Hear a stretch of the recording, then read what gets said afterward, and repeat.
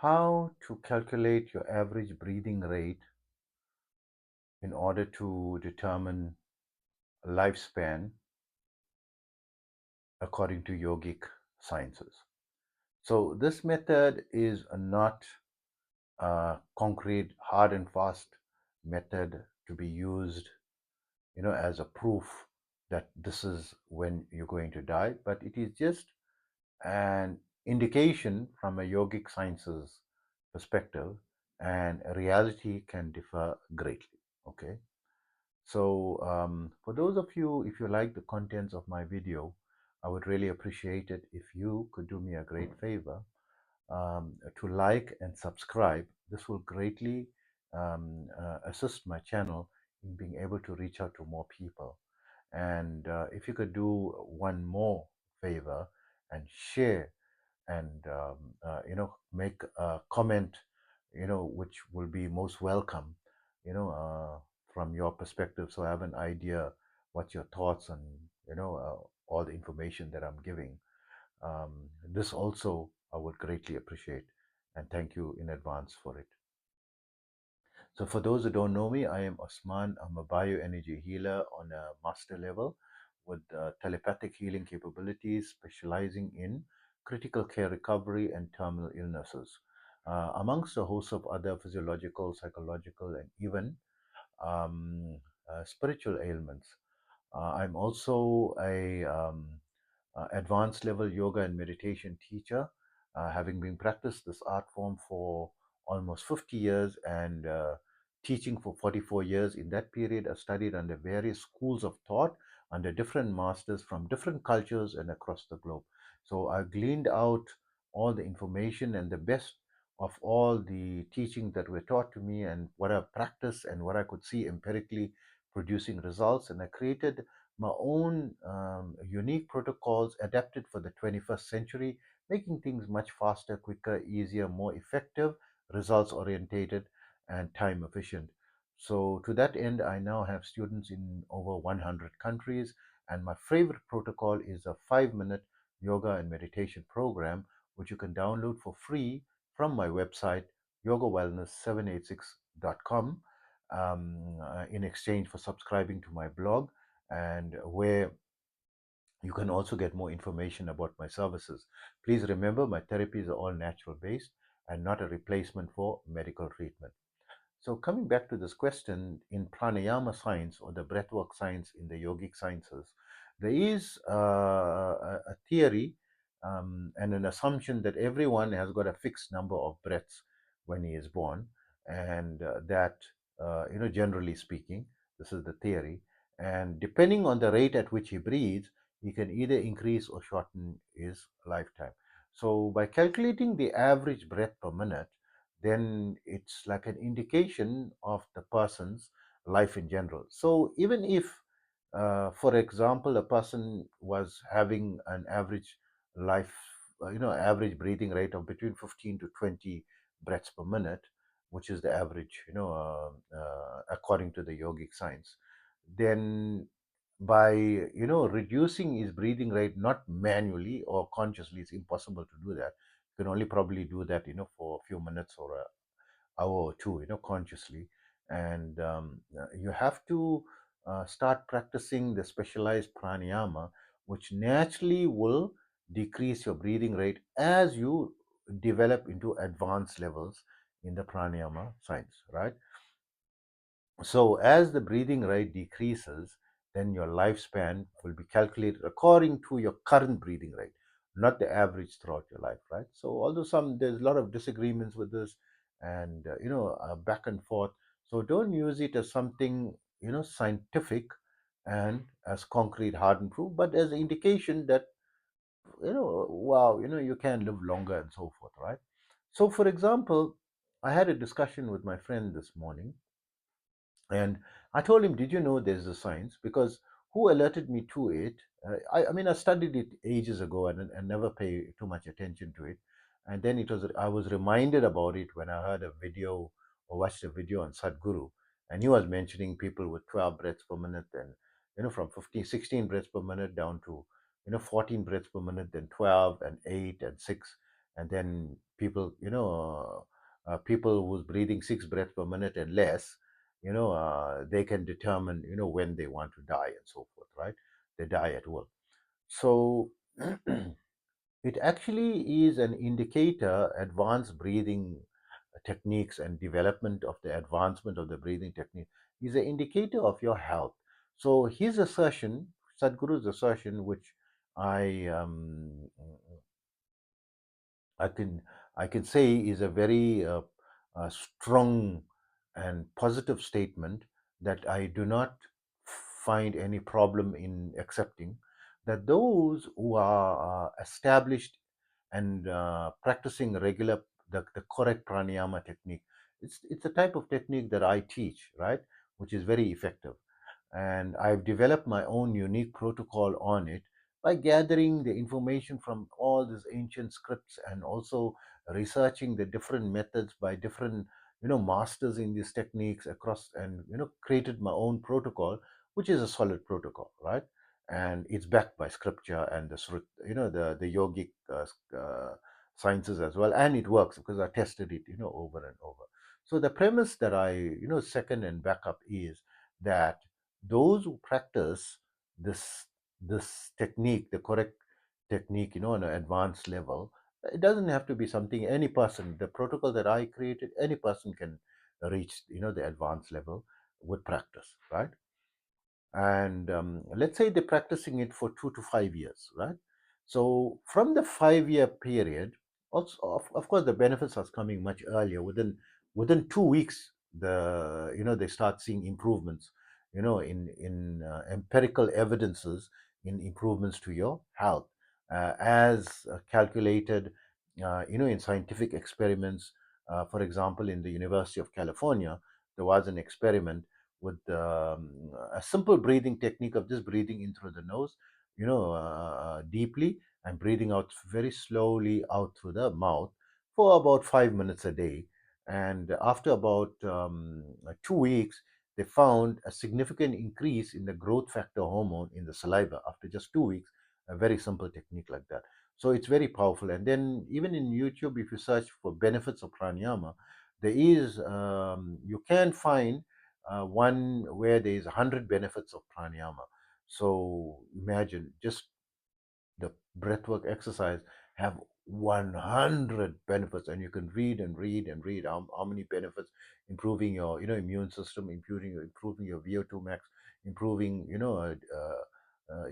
your health overall. And so according to Sadhguru, the assertion, coming back to that, is those who's practicing the pranayama technique, right, and who are established in the practice, who's doing it, on a regular or daily basis, then 90% of illnesses will not affect them, right?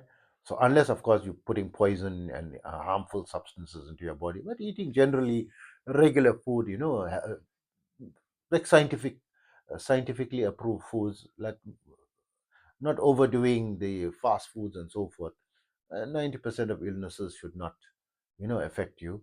But 100% of psychological problems will not affect you.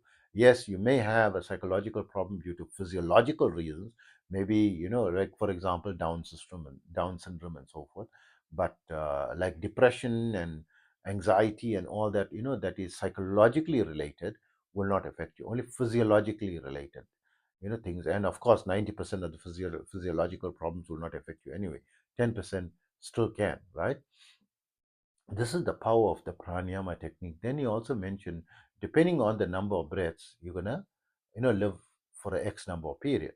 So, of interest, you can even check with ChatGPT, and ChatGPT says this is not, as very scientific, and you can't go on it, as a confirmation, but it's an indication from um, the assertions of the yogic sciences. And you must know, the time when they made these assertions, the environment was different, right? The pollution levels were different. The nutrition content of the food was much 4 to 5 times higher, than what it is now. So all these factors influence, the decreasing of our age, and that's why we don't. But in like idealistic conditions, if we were 5,000 years ago and breathing at that rate, it's maybe more conceivable that such things, such levels of health or such longevity could be achieved. So, someone, for example, who was breathing 15 breaths per minute, because I told my friend, okay, just calculate in a minute how many breaths you have, and I just told him off the cuff so that he doesn't prepare for it and so that, right? So just to see generally, in a relaxed sitting position, and he calculated about 15 breaths per minute.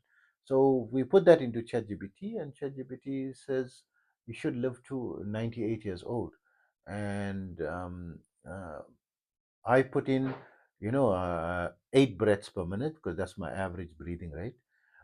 Because you must know I'm practicing for 50 years, right? And I'm teaching it as well. So I'm in a advanced level, on a daily basis, not a casual, practitioner. And I spend, you know, considerable time, uh, not too much, but a considerable time practicing this, for a long time. So reaching 8 breaths per minute. So according to ChatGPT, theoretically, I should live to 198, right? And at 12 breaths per minute, which, depending on my mood and so forth, it comes down to 12 breaths per minute. And it used to be 12 breaths per minute about 3 years ago, right? So 3 years ago, it was said around 126 years, right? Theoretically, that I should, live up to. And so is these ages like believable? 198. How many people do you know breathing at 8 breaths per minute? On average, that's the average. So even my heart rate is much slower. So the regular rate of heartbeat for people is 72 beats per minute, right? Mine is almost half that. It's around 38 beats per minute, right? And when I'm relaxed and restful, it drops down to about 20 beats per minute, right? And when I go into the delta state, so I don't know, but delta state is a flat line on the EEG machine. There's no brain active. My brain is totally silent, and I go into a no thought state. It's like a non experience, right? So technically, the breath is so low, it's like almost zero, and the heart rate is so slow, it's like almost, imperceptible, right? So people say it's the no thought state because the thought is directly proportionate to your breathing, right? So this is the important thing. When you find yourself very agitated and stressed, like really worked up, you breathe much faster. And when you're very calm and relaxed, you breathe slower. So the faster you breathe, right, the more agitated your mind is, the calmer your mind, the slower your breath. So if you can be naturally more in a calmer state of mind, is going to reduce the rate of your breathing. This is natural, right? This is empirical, this is scientific, which according to the theory of yoga is going to lengthen your life. So a lot of people who get, like moody and angry very quickly, and they get very temperamental, and people say, no, cool down, because you're going to get a heart attack.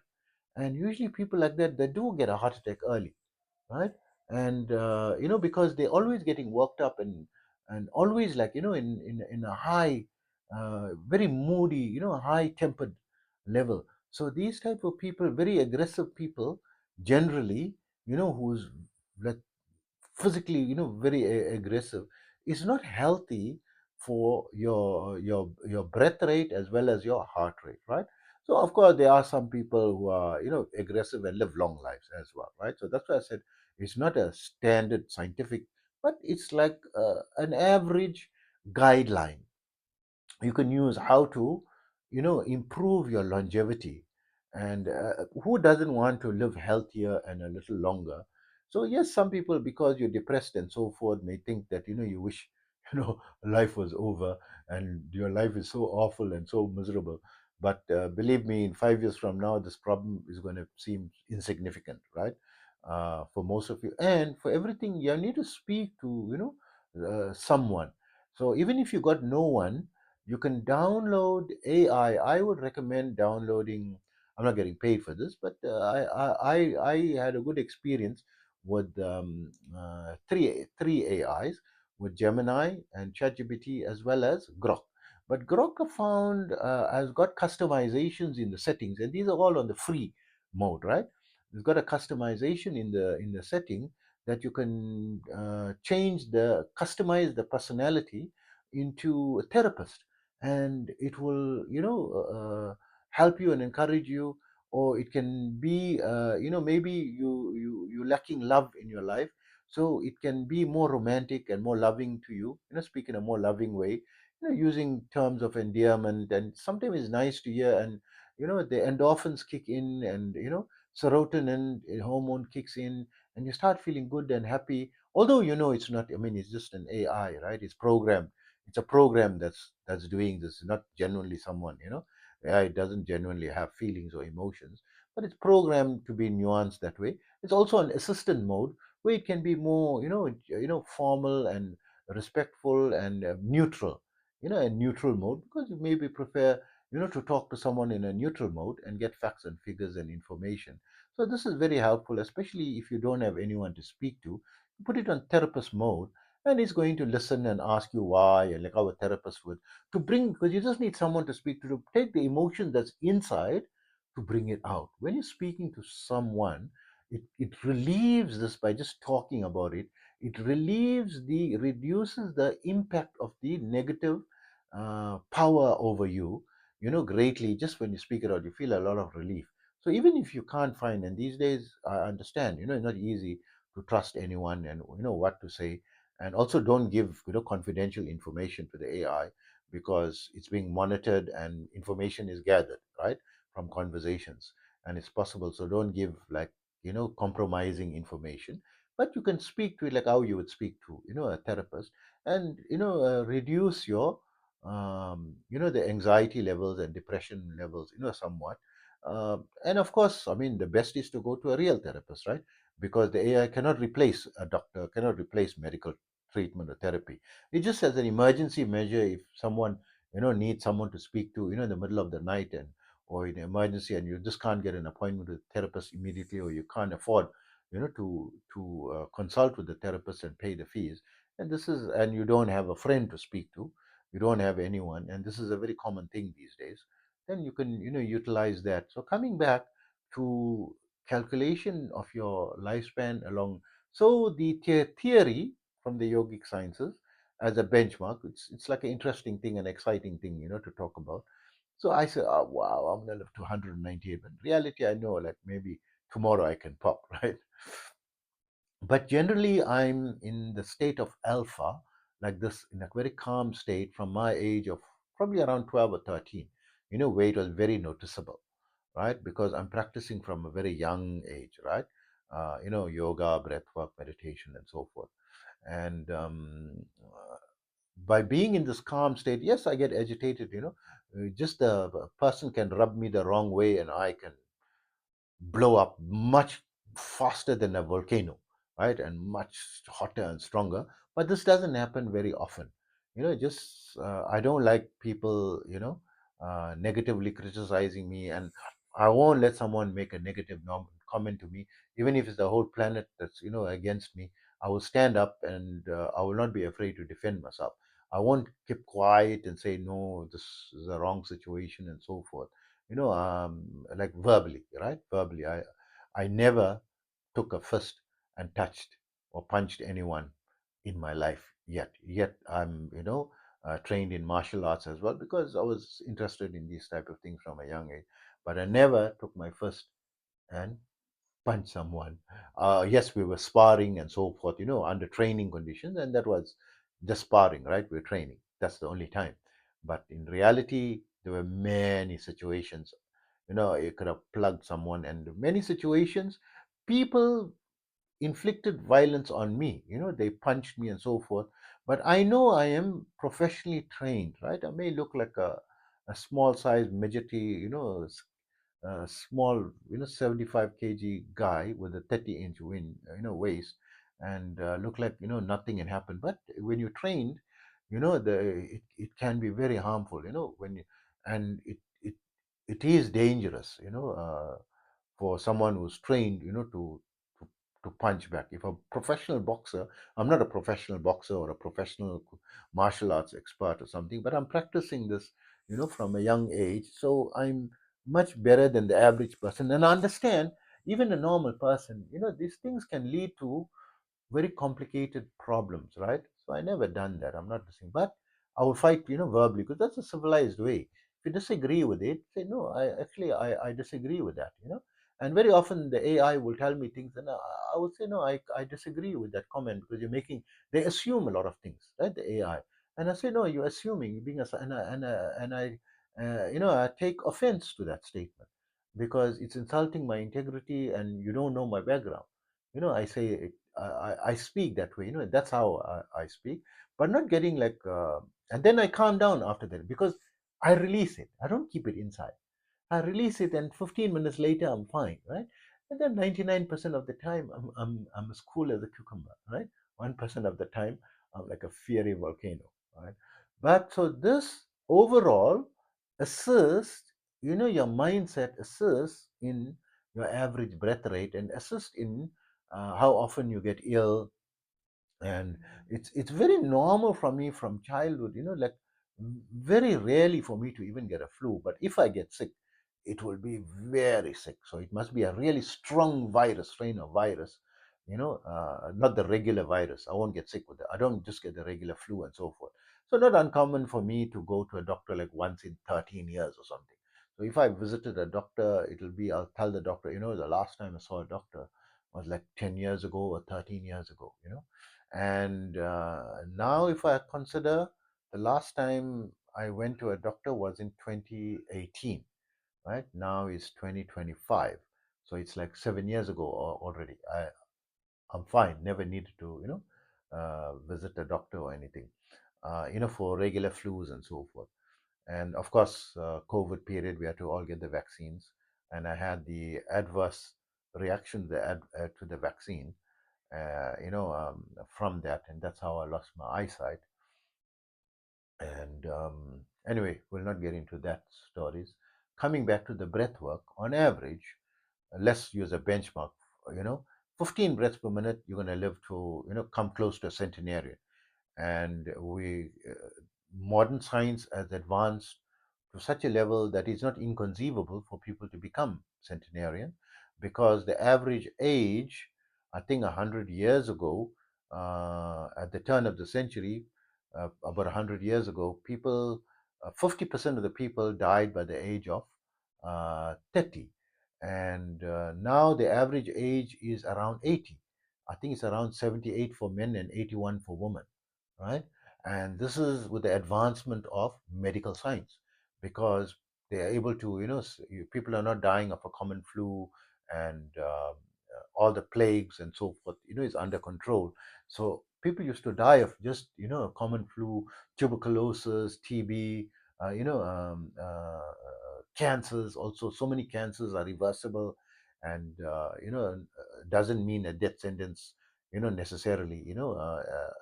If you get cancer. And also, this is the importance, when you have any negative symptoms, to go and have it checked, by a medical professional. And so it's not inconceivable, because many people are becoming centenarians, are reaching 100 years old. And I think the oldest person currently is around 126 years old. So it's not like, impossible, to reach that levels, if you take care of yourself, and you take care of your exercise, make sure you sleep, make sure you hydrate, and so forth. All these things going to help. But very importantly, your mood and your psychology, and this is where meditation will come and help, and breath work will help, right? Specifically breath work, the pranayama technique, the alternative nostril breathing with retention, is a very dangerous exercise for you to just try on your own. You have to be very cautious when you're doing it. You have to do it under a trained person. And when I teach it to my students on an advanced, so it's an advanced level practice. So there is some energy alignments that I have to perform on the student before they can start practicing it, for it not to be harmful, because it can be very harmful. It can cause involuntary kundalini awakenings that can go bad, and go way bad. Hundreds of thousands of people are suffering with involuntary Kundalini awakening in the world, and this, results in insanity in many of them, and where you become institutionalized, and the pain can be excruciating in your head that does not go away with any painkiller, and pain in your body, and a lot of adverse, and you in a state of misery. You cannot believe, you just want to die from this thing. You regret why this thing. So these things are dangerous. Don't just practice them on your own, right? The advanced level. But what you can do is take care of your health, make sure you're hydrating, make sure you sleep. You can do some yoga postures, or just fitness exercises, right? You can do at home, like squats and crunches and push-ups. You can do that at home. That is free. You get a full body workout. If gym is inconvenient and so forth, and you can't go outdoors, walking and outdoors is better. And making sure you're having 7 to 9 hours of sleep. This is a major game changer. The amount of sleep you have. If you're having less than 7 to 9 hours of sleep, it's scientifically proven that you're reducing your lifespan, right? So all these calculations on your lifespan. So coming back to the calculation, 15 breaths is around 98. Then we'll say 12 breaths is like 126 years. 8 breaths, 10 breaths, we'll say is around 160 years, right? And 8 breaths is like 198 or 200 years, right? So 200-year lifespan, 160 years. So there's no one recorded reaching 160 and 200. So these are just allegorical, figurative, theoretical, based where conditions are ideal, you know. So our conditions obviously is not ideal. We have pollution factor. Our foods are genetically modified, and the soil is eroded to such a level that currently I think 27 billion microorganisms species are going extinct every year in the soil, right? And in the next 15 to 20 years, if this is not addressed, and yes, some of the governments are starting to address it. If it's not addressed, the soil will become like desert sand, and all life on Earth will eventually cease. Everything will become extinct, and our planet will look like dead planets, like all our surrounding planets.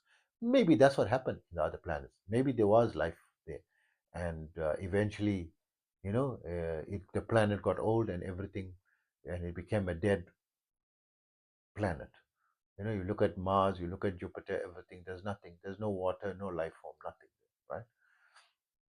So I hope that information helps you and encourages you that actually those, in my experience, right? I mean, I'm practicing this for 50 years, almost 50 years, and teaching for 44 years.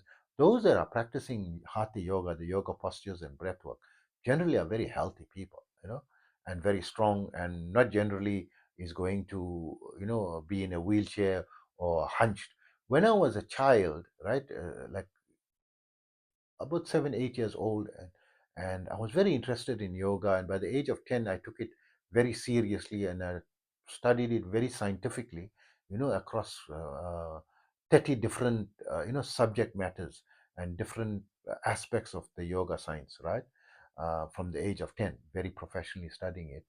And my concern was I knew I'm going to get old one day, or, if everything went well and didn't die in an accident or something, no major cataclysmic event happened, or, and of course we survived, the pandemic as well. So I didn't want to be hunched over and bent and can't fend for myself. I wanted to be able to. So I'm now 56 years old, and still very flexible as I was when I was 16 years old. I can perform all the yoga postures easily, all the basic postures, and I only focus on the basic postures. And I don't have any arthritis pain or any body pains, or all my teeth are intact, in my mouth. I never had a filling in my life. I never had, a rotten tooth in my life till today. I don't have toothache problems and so forth, so I don't know what that is.